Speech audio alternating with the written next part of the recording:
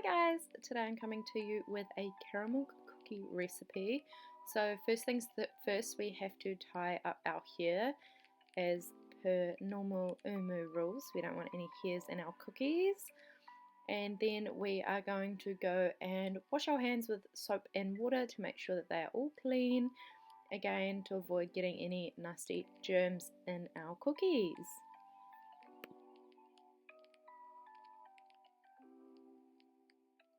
The ingredients I have here are vanilla, baking soda, chocolate, eggs, butter, gluten-free flour, white sugar and brown sugar. I'm going to turn my oven on to fan bake and set it at about 180 degrees. I can't quite tell on my oven, so I guess. I'm going to turn my scales on and weigh my butter. I need 300 grams of butter, and I've got that, so I'm going to soften it in the microwave. Then pop it into my bowl as you see here. To the bowl, I'm going to add 1 cup of white sugar, or caster sugar is what I'm using, and then 1 cup of brown sugar. You will see here that I'm using a smaller cup. I'm using a half cup to measure my brown sugar just because I've got quite a small container. I'm just using that knife to pack the brown sugar in and then level off the measuring cup. And I'll do that twice to make sure I get a whole cup of sugar in there. Once you've got all that together, you're going to put it either in a stand mixer or a handheld mixer or even with a spatula, and you're going to beat that until it is light and fluffy. You'll see here I've just stopped and I'm scraping down the side of the bowl. You may need to do this, you may not. And then I'm going to beat it again till it gets nice and fluffy.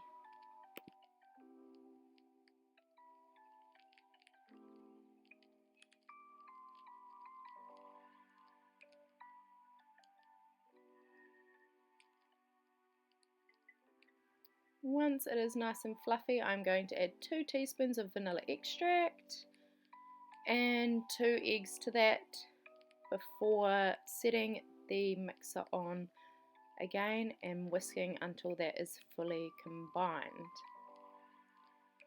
Once that is all fully combined, you'll see there, you can stop your mixer, and to that I'm then going to scrape down the sides of the bowl and add my flour and baking soda. So I'm going to be adding 3 cups of flour. So in goes that flour, 1, 2, make sure you get it all out, and 3 cups.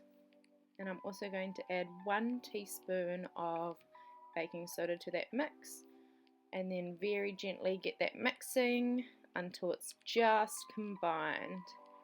You'll see in the next, it'll take maybe 30 seconds until it is just mixed in, and then you can stop that mixer and scrape down the sides if you need to.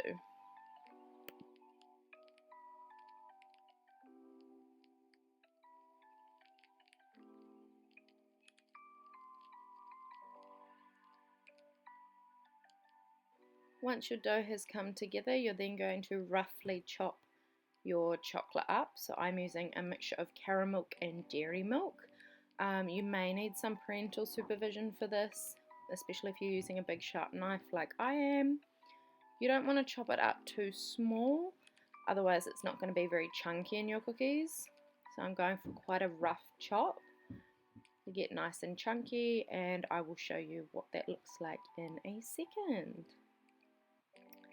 That's my chocolate all cut up, and then you're going to add that to your mix.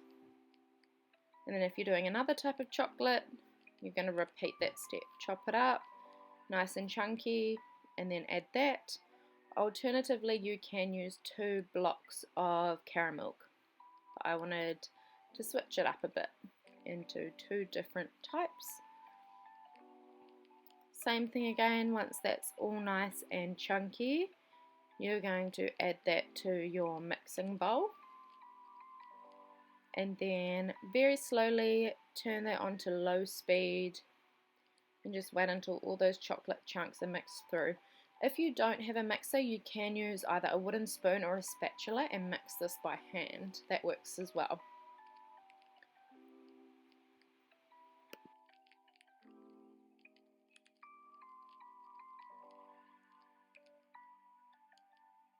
This is a brief little overview of what your dough should look like. Some of those chunks you can't quite see because the caramel is the same colour as the batter. You're then going to take your oven tray that's lined with baking paper, and then you're going to form balls and pop them on that baking paper. This is similar to the biscuits that we did for our ice cream sandwiches. The only difference is that with those balls, you're not going to flatten them this time. You're going to leave them as balls on that tray and they will flatten out in the oven themselves. You want to make sure that when you are putting them on the tray, you are spreading them out and not leaving too much space, not leaving too little space, in between. I found that they spread a lot in the oven, and even some of the ones that I did ended up joining. But this is the spacing I have. So on that big oven tray I have 8. I probably could have got away with 6. Would probably have been better. You're going to pop those into your preheated oven. And originally I set my timer for about 12 minutes, but I found that they were ready within 7. So you may just need to keep an eye on them. This is what they'll look like. So the outside edges will be cooked, but the middle will be a little bit raw. Pull them out, leave them for 5 minutes on that baking tray before shifting them onto a wire rack to continue cooling. If you do that too fast, they'll break. And finally, you're going to do your dishes while you're waiting. Just like in an umu, we don't want to leave our whānau with a messy kitchen after we've just spent all that time preparing the goods. Once all of your cookies have come out of the oven, you can rotate your trays. So cook some, pull them out, put new ones on, cook them, pull them out, more dough, and so on. Then your cookies are ready to be eaten and you can enjoy. I hope you're all having a safe lockdown with your whānau, and I can't wait to see everyone when we get back to school. Ka kite!